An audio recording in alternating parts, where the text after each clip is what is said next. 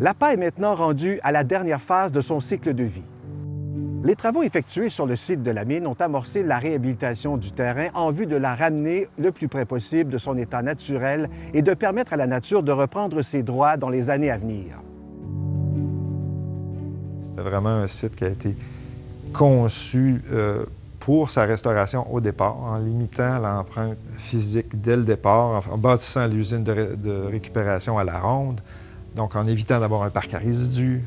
Donc, les seules infrastructures qu'on avait, c'était une halde à stérile. On avait comme une synchronisation avec un projet de construction au parc à résidus La Ronde. Donc, ils ont réutilisé l'entièreté des résidus stériles pour leur construction. Donc là, on a atteint un niveau de restauration à l'APA vraiment exceptionnel.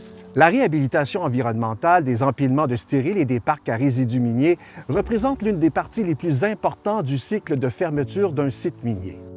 La surveillance de toutes les eaux de surface et souterraines se poursuit pendant la période de fermeture conformément à la réglementation.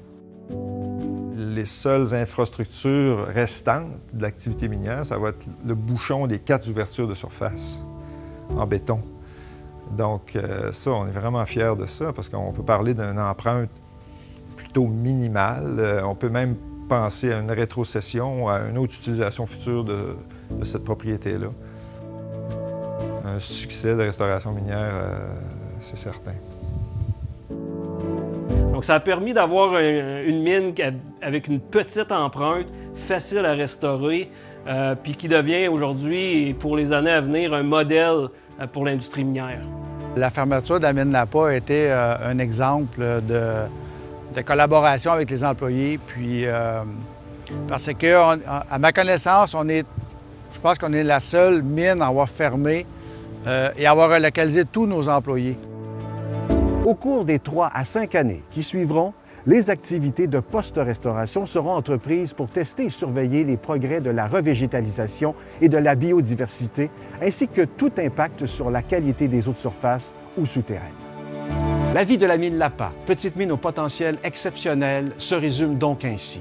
Une exploitation de 2009 à 2018. Une première coulée d'or le 7 mai 2009. Une production de 872 000 onces d'or. Une teneur moyenne de 6 grammes d'or la tonne, la plus haute teneur orifère parmi les exploitations d'Agnico Eagle. Le traitement de 5 252 900 tonnes de minerais. Un taux de production nominal de 1 500 à 2 000 tonnes par jour. Et l'obtention du prix John T. Ryan en 2017 pour l'excellence de sa performance en santé et sécurité au travail. L'approche de l'APA en matière d'exploitation minière, fondée sur le cycle de vie minier complet et une faible empreinte environnementale, demeure un modèle à suivre dans l'industrie d'aujourd'hui. Le legs de l'APA se perpétue chez Agnico Eagle.